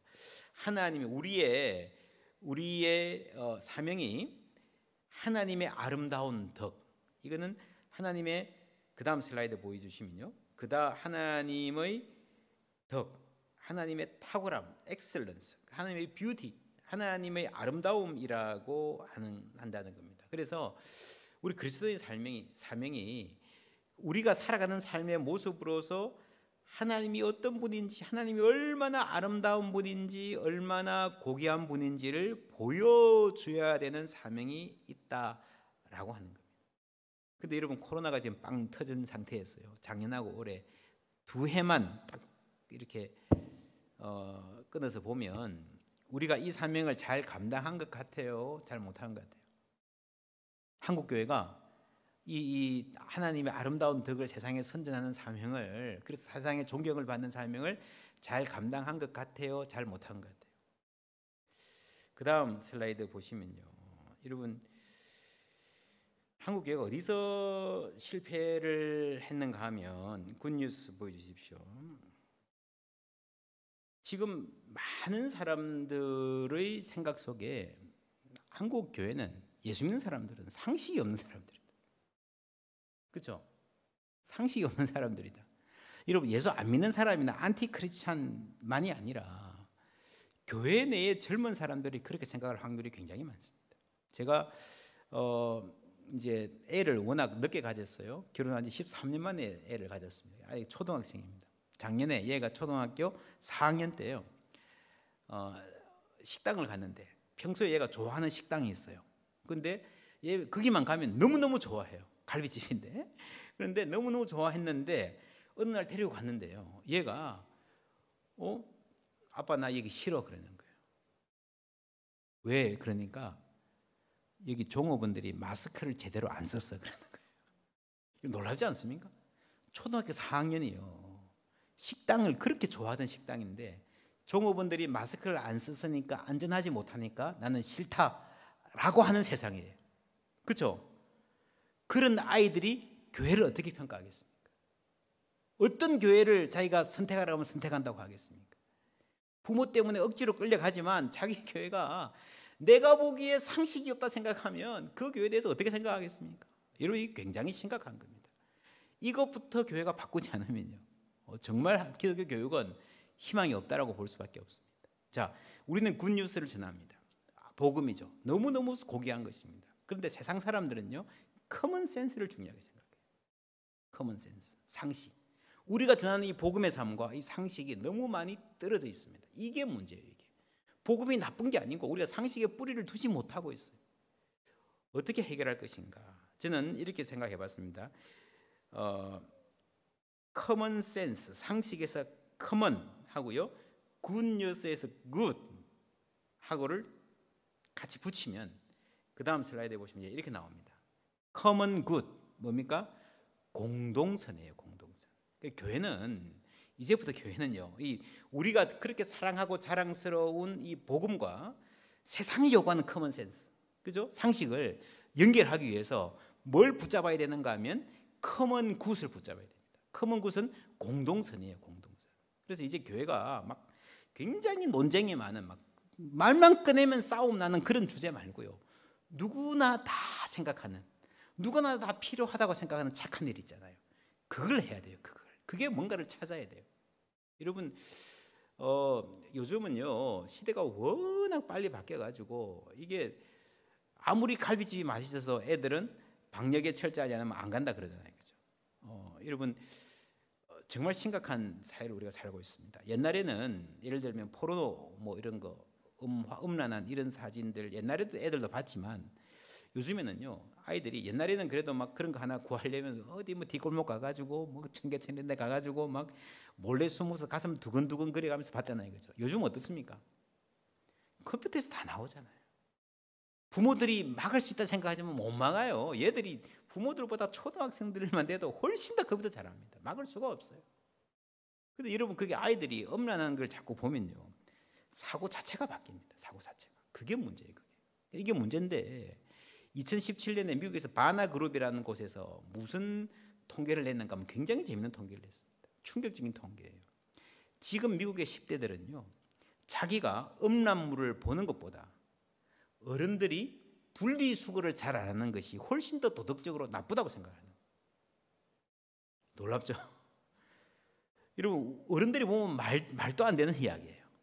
그죠? 야, 이 예수 믿는 녀석이 이렇게 나쁜 걸 보냐? 근데 어른들은, 아이들은요, 이런 거, 쓰레기도 마음대로 버리고 이게 됩니까? 이걸 생각하는 거예요. 여러분, 할아버지 할머니가 아무리 열심히 새벽기도 나가고 헌금도 잘하고 그래도요,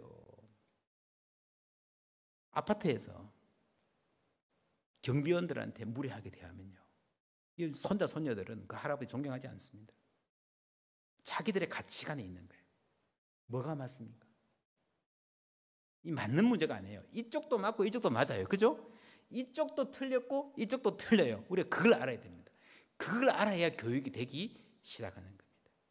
그래서 교회가 여러분 이 커먼 센스와 커먼 뉴스를 굿 뉴스를 연결하기 위해서 이 공동선을 위한 노력을 함께 해 나가야 됩니다. 그리고 그 다음 슬라이드 보시면요, 시간이 한정돼 있어서 간단하게 말씀드릴게요. 진선미, 우리를 인간을 아름답게 하고 의미 있게 하는 진선미, 누구나 다 동서양이다 동의하는 겁니다.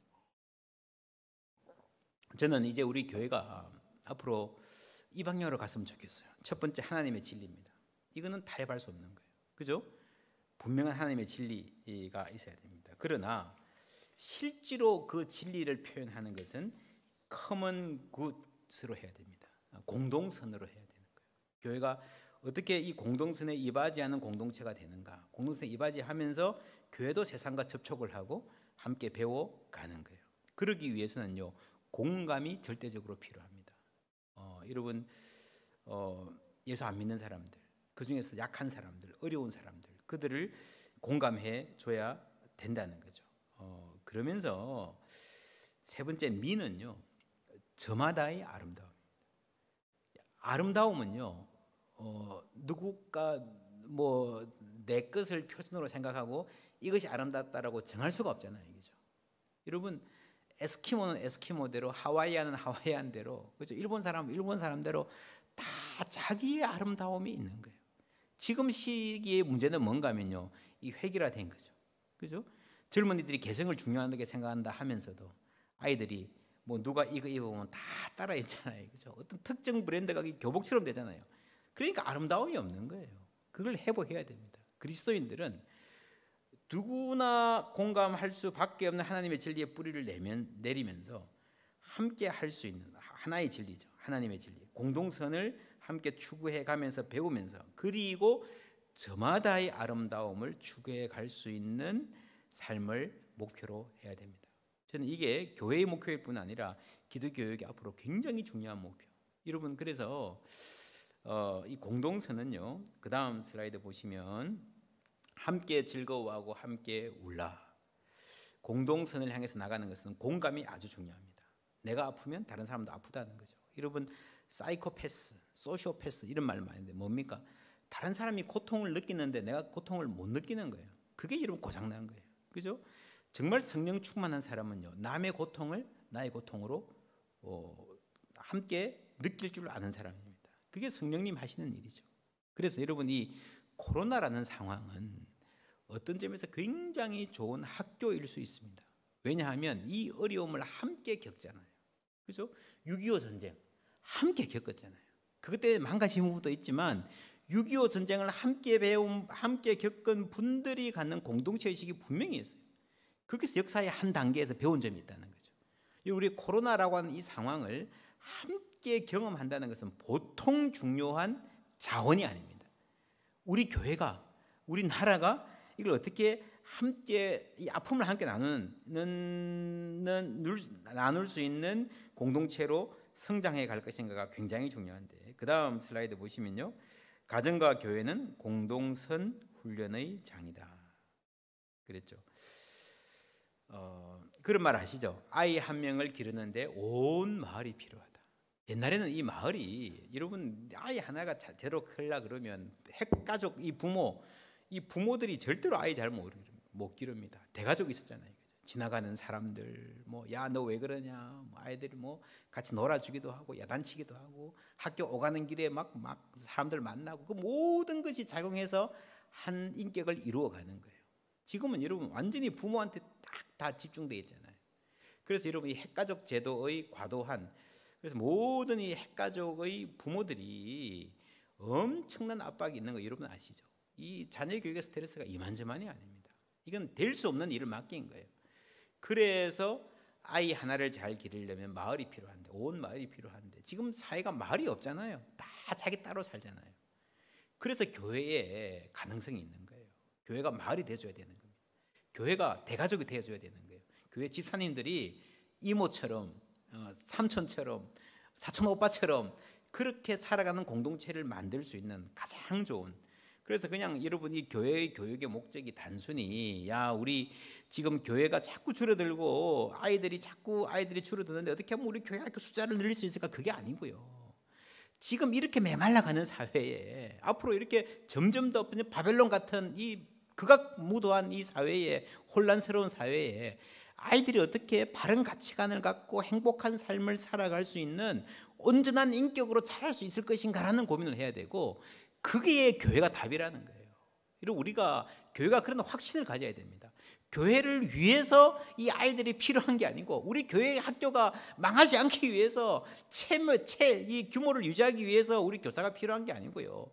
이 아이들의 인생이 복음만이 답이기 때문에 그 복음에 있는 그 답을 교회가 가장 잘 줄 수 있기 때문에 우리가 교사로 헌신하는 줄 믿습니다. 여러분 그런 믿음과 자부심이 있어야 되는 거예요. 내가 뭐 삶이 좀 어려울 수 있어요. 힘들 수 있어요. 그러나 예수를 만나기만 하면 예수 안에 사는 공동체를 제대로 경험하기만 하면 여러분의 인생은 바뀔 수 있습니다 라고 하는 이런 확신을 가지고 우리가 아이들을 교육을 해야 되는 거예요. 여러분 지금 아이들이 어떻게 자라는가? 제가 벌써 2000년대 뭐 20년 됐네요. 타임지 표지입니다. 미 제너레이션이라고 하는 굉장히 재미있는 그 다음 슬라이드 보시면 기사가 나왔습니다. 이제 벌써 20년 됐는데 이 아이들이 셀폰을 이렇게 자기 찍고 있잖아요. 이때 무슨 기사가 나왔는가 하면 제가 잊어버리지 않습니다. 너무 재미있는 기사였습니다. 지금 태어나는 아이들, 2000년대에 태어난 아이들은요, 생후 1개월 동안에 찍히는 사진, 그 양이 당시에 70세가 된 분들이 평생 찍었던 사진보다 더 많다는 거예요. 여러분 놀랍지 않습니까? 그렇죠. 이해가 되죠, 그죠? 그런데 자 그만큼 내가 피사체가 되는 거죠. 내가 주인공이 되는 거죠. 그럼 이 삶이 어떻게 바뀌겠습니까? 의식이 어떻게 바뀌겠습니까? 그러니까 사회 문화 자체가 자기 중심적일 수밖에 없는 거예요. 구조 자체가. 그죠? 이런 사회에서 우리가 아이들을 어떻게 길러 나갈 것인가라고 하는 거 42번 슬라이드로 넘어갈게요. 41번 슬라이드. 예, 뭐 시간이 많이 지나서 너희 마음에 그리스도를 주로 삼아 거룩하게 하고 너희 속에 있는 소망에 관한 이유를 묻는 자에게 대답할 것을 항상 준비하되 온유와 두려움으로 하고. 여러분 예수님을 주로 삼고 온유와 두려움을 가진 예의를 갖춘 사람으로 자라나는 게 굉장히 중요합니다. 예의를 갖춘 사람. 여러분 논어의 아주 중요한 핵심이 이겁니다. 예를 통하여 인으로 나아가는 겁니다. 예를 통하여 인으로 나아간다. 여러분 유교가 예법을 중요하게 생각하잖아요. 그런데 예법 자체가 목적이 아니에요. 예법을 어른들한테 인사하면서 뭘 합니까? 공경하는 마음을 배우는 거예요. 부모님께 용돈을 드리면서 부모님 사랑하는 마음을 배우는 거예요. 그래서 예를 통해서 인으로 나아가는 겁니다. 그래서 요즘에 그런 말이 있습니다. 습관이 영성이다. 우리의 아까 다니엘 이야기했잖아요, 그죠? 일상적인 습관을 잘 함량하면서 거기서 예수님 닮아가는 우리의 마음이 바뀌는. 그래서 일상의 습관을 바꾸는 게 얼마나 중요한지 모릅니다. 그러면서 우리가 공동선을 향한 사람으로 자라나는 거예요. 맨 마지막 보겠습니다. 진리를 알지니 진리가 너희를 자유롭게 하리라. 진리가 너희를 자유롭게 하리라. 여러분 정리할게요. 하나님의 진리. 그 다음에 뭐였습니까? 공동선. 세 번째가 뭐였습니까? 저마다의 아름다움. 저마다의 아름다움. 여러분 사람은 다 아름다워요. 다 아름다워요. 여러분 믿습니까? 왜 아름다워요? 하나님이 지으셨기 때문에. 그래서 여러분 예수 믿으면요 뭘 선물로 받는가 하면은 하나님이 나를 지으셨기 때문에 내가 사랑받은 존재고 예수가 나를 위해서 죽으셨기 때문에 내가 귀한 존재고 아름다운 존재라고 하는 이런 자부심이 생기는 거예요. 그러면서 거기서부터 뭐가 생기는가 하면은 나의 아름다움을 아름답게 자부심 있게 표현할 수 있는 자신감이 생기는 거예요. 이렇게 교회가 그걸 심어줘야 됩니다. 예수 믿는 부모들이 자녀에게 그걸 심어줘야 됩니다. 내가 하나님 사랑받는 존재입니다. 그럼 자신감이 생기죠. 그죠? 여러분 대부분 아름다움, 여러분 누가 예뻐요? 얼굴이 아무리 예뻐도요 자신감이 없으면 예쁘지 않습니다. 조금 뭐 미모가 덜하다 그래도요 자신감 있고 발랄한 사람들은 다 예뻐 보이게 되지 않습니까? 밝은 사람 누구나 다 좋아하잖아요. 그게 아름다움입니다. 자신의 표현도, 글을 쓰는 것도, 말을 하는 것도, 그림을 그리는 것도 결국에는 진리에서 나옵니다. 하나님 믿는 진리가 있으면 아름다운 사람으로 살 수 있는 거예요.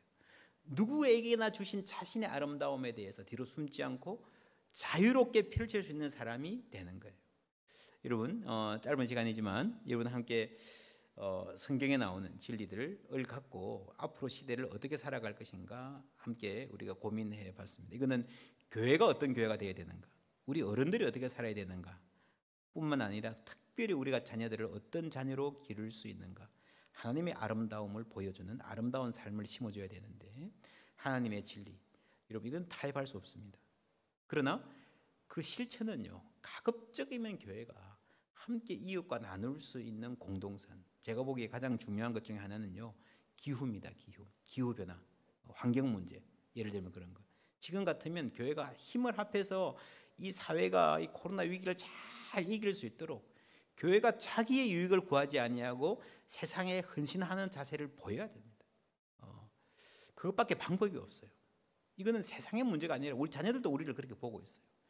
그리고 교회가 복음을 심어줘서 자기의 삶을 사랑하고 하나님 주시는 그 아름다움을 펼칠 수 있도록, 표현할 수 있도록 해주는. 그래서 제가 문화가 중요하다 그랬잖아요. 그죠? 옛날에 여러분 고등학교 문화학의 밤도 뭐 수준이 대단히 높아서 그런 거 아니에요. 지금 세상의 문화가 굉장히 많이 발달되어 있지만 정말 우리 한 사람 한 사람의 아름다움을 자연스럽게 교회가 표현할 수 있는 능력들을 부여할 때에 교회가 다시 문화적으로 매력적인 공동체가 될 수 있습니다. 우리가 그 길을 이제 열어야 돼요. 이거 하면 된다라는 프로그램을 제가 말하진 않겠습니다. 저도 몰라요. 그러나 방향이 분명하면요 방법은 생기는 거예요. 우리가 해야 될 이유가 분명하면 길은 보이게 될 줄 믿습니다. 이 연애 가운데에 하나님 주시는 아름다운 교육, 여러분 복음 안에 답이 있고 예수 이름으로 사는 공동체가 이 아이들의 미래를 축복해 줄 것이다 라고 하는 믿음 가운데서 교사의 사명 성실히 잘 감당하시는 은혜 있으시기를 주님의 이름으로 축원합니다. 우리 함께 통성으로 합심해서 기도하겠습니다. 우리가 가정에 계시지만 그 자리가 하나님 함께 계시는 자리입니다. 주님 임마누엘 하시고 하나님께서 우리의 기도를 들으실 뿐 아니라 우리와 하여금 말씀 듣고 기도하게 하시는 하나님, 교회가 여전히 세상의 소망입니다. 하나님의 복음이 소망입니다. 우리가 이때까지 그 복음에 대해서 확신이 없어서 하나님 때로 위축되고 때로 이 아이들 앞에 자신 없었던 것도 회개합니다. 여전히 하나님께 속한 그 진리가 우리를 자유롭게 하리라 하셨사오니 이 진리에 속한 거룩한 백성으로서 담대하게 주의 말씀 아이들에게 전가하게 하여 주시고 우리에게 무엇보다도 하나님 섬기는 습관, 내가 먼저, 교사인 내가 먼저, 어른인 내가 먼저 예배하는 습관, 하나님 섬기고 하나님 말씀에 거하는 습관, 주 앞에 순종하는 습관이 나의 삶의 몸에 배일 수 있도록 주님 인도하여 주시옵소서. 그래서 다니엘이 그랬던 것처럼 그 바벨론의 엄혹한 세월에서도 하나님께 영광 돌리는 복된 삶을 살았던 것처럼 우리 자녀들이, 우리 학생들이 그러한 삶을 살아낼 수 있도록 주님 인도하여 주시옵소서. 우리 함께 합심하여 기도하겠습니다. 하나님 감사합니다. 함께 모여서 주님 말씀 들을 수 있는, 말씀 안에서 하나님 교회가 가야 될 길을 볼 수 있는 귀한 은혜 주심에 감사드립니다. 주님 아버지, 이 가운데 주님 성령으로 함께하여 주시고 우리의 교육을 인도하여 주시옵기를 간절히 바랍니다. 다니엘이 바벨론의 그 엄혹한 상황에서도 주님 붙들고 기도하며 전에 하던 대로 목숨 걸고 기도의 자리를, 기도의 습관을 지켰던 것처럼 우리에게도 하나님 가까이 하는 예배를 귀하게 여기는 거룩한 습관이 형성될 수 있도록 은총 베풀어 주시옵소서. 주님 믿습니다. 여전히 이 시대도, 바벨론 시대에도, 아버지 이 4차 산업 시대에도, 포스트 코로나의 이 시대에도 하나님의 답이며 교회 공동체가 함께 돌보는 사랑이 하나님이 주시는 우리의 길인 줄 믿습니다. 확신을 가지고 우리의 아이들 만날 수 있도록 인도하여 주시옵소서. 한 생명이 천하보다 귀하다 했는데 우리에게 많은 아이들 맡겼습니다. 한 영혼 한 영혼 붙들고 기도하며 눈물 흘리며 이 아이들의 삶을 축복하는 교사들 될 수 있도록 은총 베풀어 주시옵소서. 이 이어서 우리 함께 기도하겠습니다.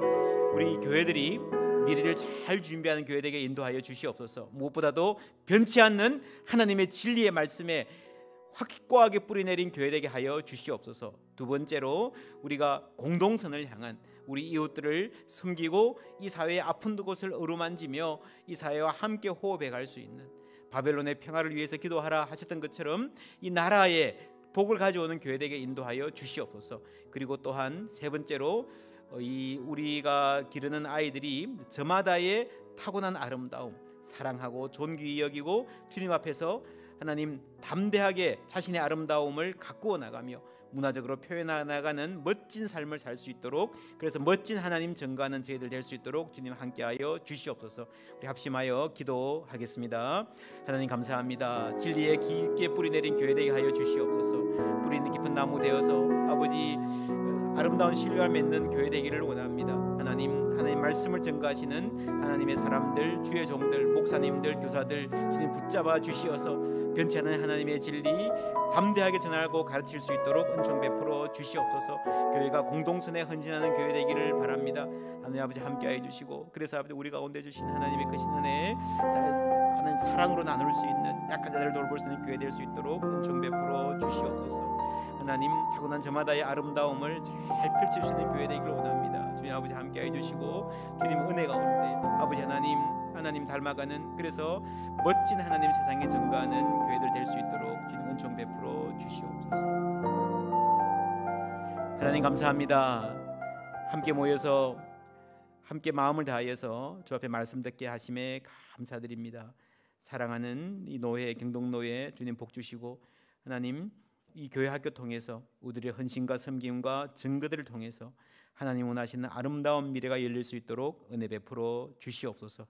이제는 우리 주 예수 그리스도의 크신 은혜와 하나님 아버지 무한하신 사랑하심, 성령 하나님 인도하심, 보호하심이 주 앞에 고개 숙여 교사로서의 사명을 잘 감당하기를 다짐하며 헌신하는 모든 하나님의 사람들 가운데에, 섬기시는 교회 위에 하나님의 귀한 사역들 가운데에 이제로부터 영원토록 함께 하옵시기를 축원하옵나이다. 아멘.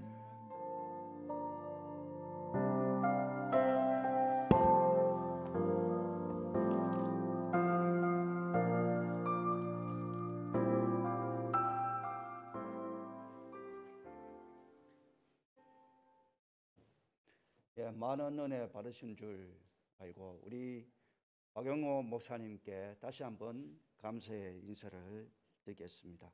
오늘 경동로의 교사 부흥회를 통하여 각 교회에서 또 각 가정에서 많은 은혜를 받으신 줄 믿겠습니다. 오늘 경동로의 교사 부흥회를 통하여 우리 시대적 사명과 다음 세대를 위한 하나님의 음성을 듣는 시간이 되었는 줄 믿습니다. 광고 다시 한번 드리겠습니다.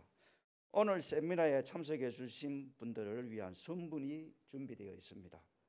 세미나 장면을 화면을 캡처 후에 010-5915-7894 김은수 목사, 우리 경동노예 교육자원부 서기 목사님입니다. 문자로 보내주시되 문자 안에 반드시 교회와 이름, 직분을 함께 문자로 보내주시면 모바일 문화 상품권을 저희들이 보내드리도록 하겠습니다. 감사합니다. 예.